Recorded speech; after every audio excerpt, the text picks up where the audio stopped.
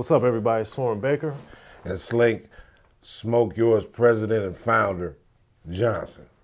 And it's the gray area, y'all. Rick Ross. Yeah. Rather you than me.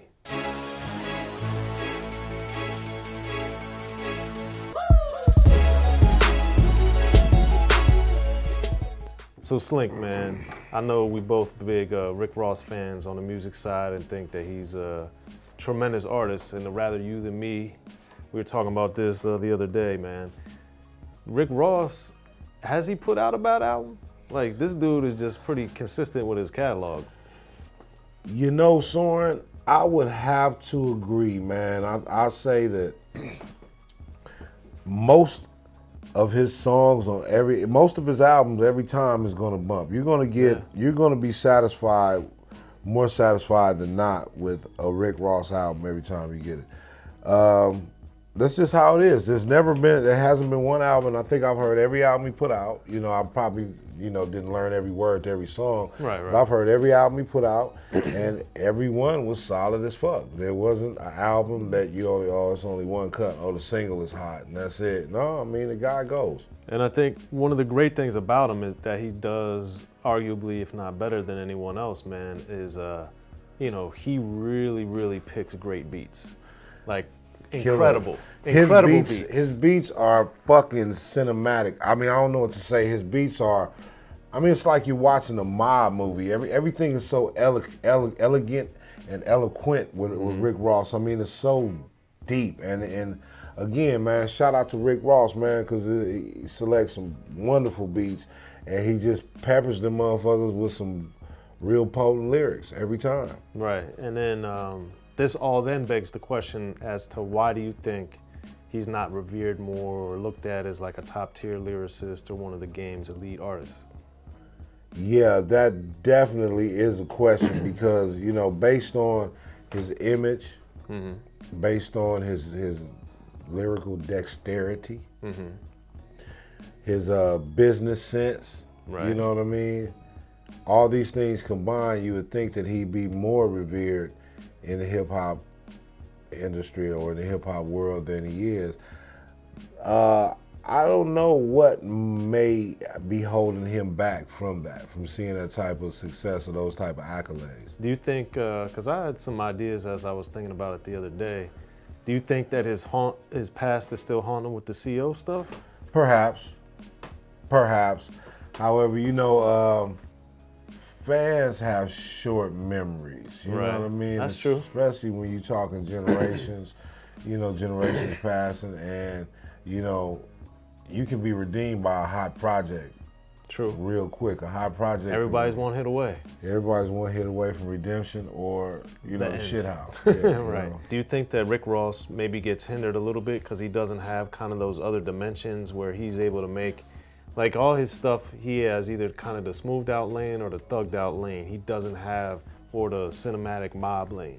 He doesn't have like really a lot of the love song lanes or the super party crunk songs or the turn up songs. Do you think that hurts him? I wouldn't say that hurts him as much as I say it probably, the lack of those type of things prevent him from making more of the situation. Okay. But I wouldn't say it hurts him because he's doing what works for him, and that definitely works. Now, is that hindering him from advancing in other arenas? I don't know, because I think about things like acting. I think about all these other things that perhaps make you a household name. Right. You know what I'm saying? Some of those things, again, the ability to be fun or the ability, because again, I don't doubt that he's a fun dude. Right. Pause, no homo. I don't doubt that he's a good, fun dude to be around. Right. You know what I'm saying? Because he's an Aquarius. His birthday is a couple days before mine. Oh, that's what it is, Slink? Shout out to the Aquarius, man. I like that about that dude, you know what I'm saying? But, again, he has this ominous, mobbish figure, mobbish image, you know what I mean? The beard, the glasses, you know what I mean? So, that might be a little bit much for middle America per se. Even though their kids is eating it up. Right. You know what I mean? Yeah, and I think too that he has a lot of to that point though, I think he also has that, you know, he had the lyric situation with the rape lyric. I think definitely made him cool. A lot of people were like cool on him on the corporate side, and they had to kind of step away from him. On the corporate side, but yeah, you know, you're only one hit away, man. You know, some people's fan-wise, you know, their memories are very short, bro. Yeah. You know what I mean? And so much stuff is happening. So I don't really always want to blame it on that. But, you know, it's just the dude is just, you know, again, he's a super skillful lyricist, right. Killer businessman, you know, he making moves in the business world, you know what I'm saying?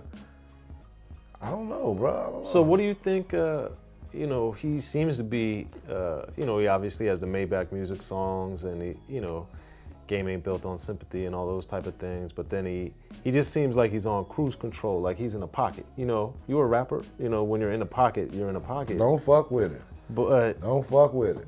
But do you think though, what do you think his next move is to kind of generate more excitement? Because we had the Idols become rivals, but like what is he gonna do either in music or outside of music that you think is interesting?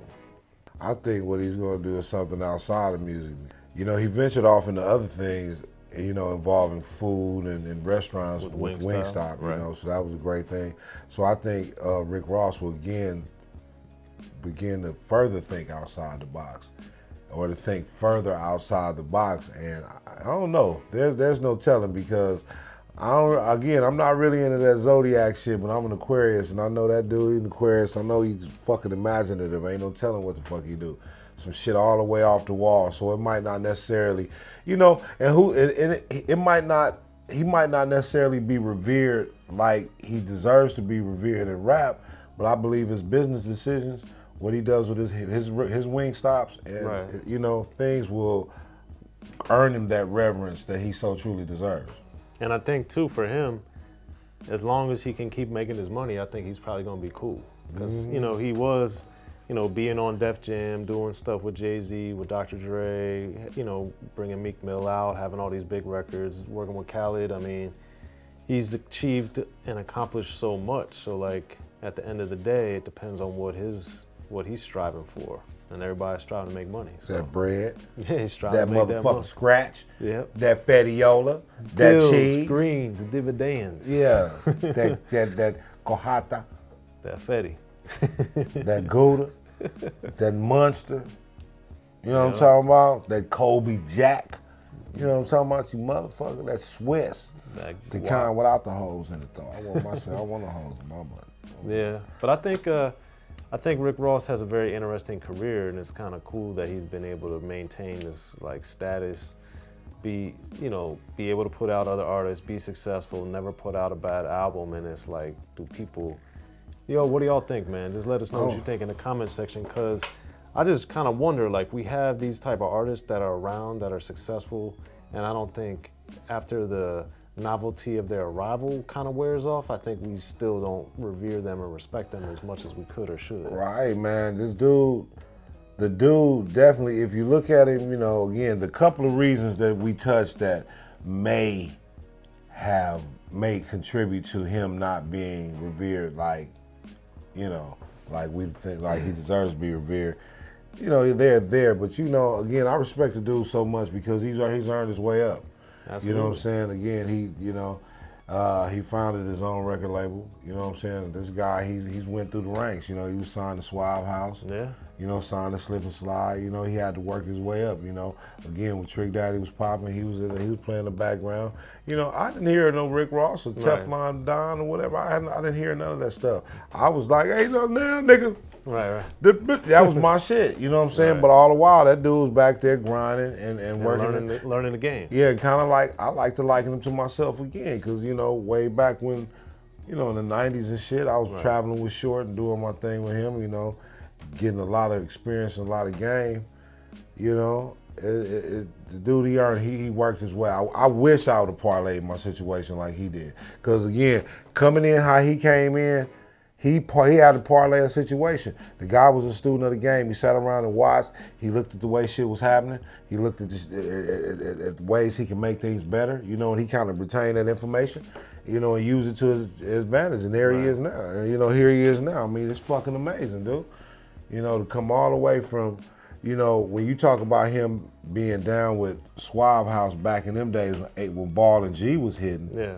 You know, again, that's 20 plus years now. So the man deserves it. And to, you know, using Slip and Slide and Suave House, like Trick Daddy obviously went platinum and was huge, but Rick Ross got bigger, I would argue, than 8-Ball and MJG, and was more prominent for a longer time than they were, even though to me they're one of the best rap duos of all time. Definitely. He, you know, he's sustained his success on a bigger scale longer than them, and he's brought out a gang of artists like neither one of them really did, because that wasn't their thing.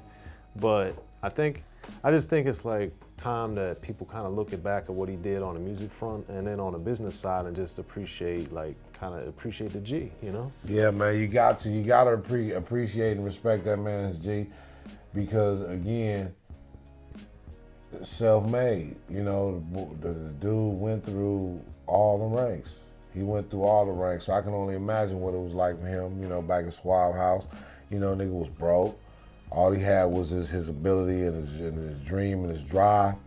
You know what I'm saying? And to make it where he is, man, shout out, man. Get your motherfucking money again. Because if we talking about music, people take shit too personal a lot. Right. So if we talking about music, the dude is, what the fuck, man? The dude is fucking ill. He made it happen. He's one of the illest ones to do it. So again, you know, what the fuck can you say about that? I don't know the motherfucker personally. You know what I'm saying? I just hear rumors and things about that, and you know, I don't want to base how I feel about a motherfucker personally on the rumors. So fuck it, you know what I'm saying? As far as I'm concerned, I only concern myself with the music, and them motherfuckers all that, if you ask me. Absolutely, y'all. So make sure you hit us up in the comment section. Let us know what you think about Rick Ross. Hit us up, comment section. It's the gray area, y'all. I'm Soren Baker. I'm Slink Johnson, and I'm gonna come to your house and smoke your weed. Smoke yours. Make sure you get them t-shirts at smokeyourscrew.bigcartel.com and don't play with me.